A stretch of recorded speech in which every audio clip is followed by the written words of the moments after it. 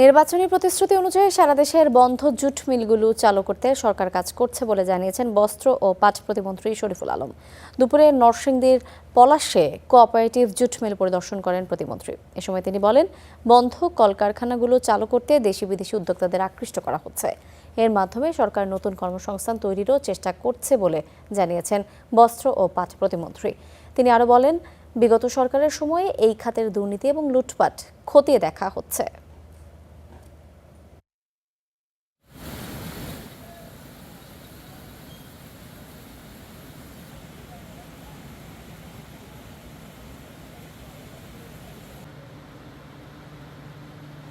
আমরা আমাদের কমিটমেন্ট অনুযায়ী এই মিলগুলোকে চালু করা, সেই কারণেই আজকে আসা, সরজমিনে দেখা।